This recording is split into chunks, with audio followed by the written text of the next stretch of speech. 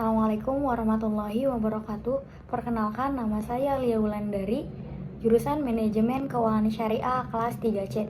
Di sini saya akan sedikit menyampaikan tentang artikel yang saya buat dengan judul Hukum dan Dampak Jual Beli Ikhtikar dalam Islam. Tujuan saya mengambil judul tersebut karena pada zaman sekarang banyak sekali orang yang melakukan praktik ikhtikar guna mendapatkan keuntungan yang lebih banyak tanpa mengetahui hukum dan dampak dari ikhtikar tersebut.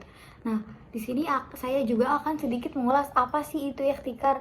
Ikhtikar atau biasa disebut dengan penimbunan barang itu tindakan menyimpan atau menahan barang guna untuk menaikkan harga, terutama pada saat kelangkaan pasar. Nah, dalam Islam, praktik ikhtikar ini dilarang dan diharamkan.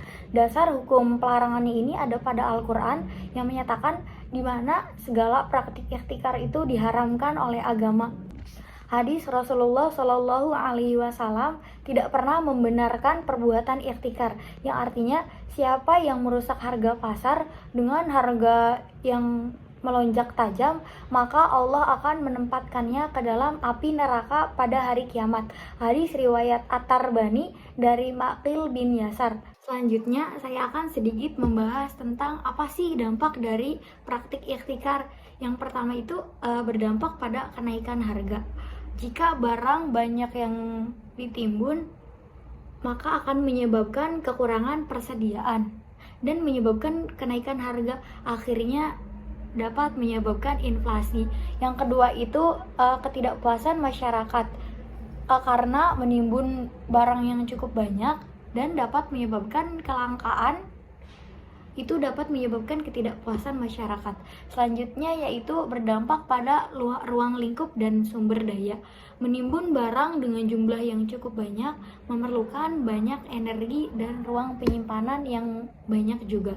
Yang terakhir itu berdampak pada kerusakan barang. Nah, akibat barang yang ditimbun dengan waktu yang lama itu dapat menyebabkan kerusakan barang. Pada case yang saya ambil di sini, saya mewawancarai pada toko sembako.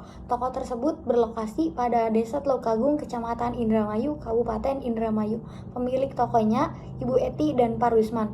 Toko ini telah berjalan selama kurang lebih 5 tahun. Toko ini dikenal sebagai toko yang sukses karena toko ini menjual bahan pokok yang cukup lengkap dan harganya lebih terjangkau daripada toko-toko yang lain. Nah, pada wawancara ini pertanyaan ditekankan apakah toko tersebut melakukan praktik ikhtikar dan apakah pemilik toko tersebut mengetahui hukum dan dampak ikhtikar.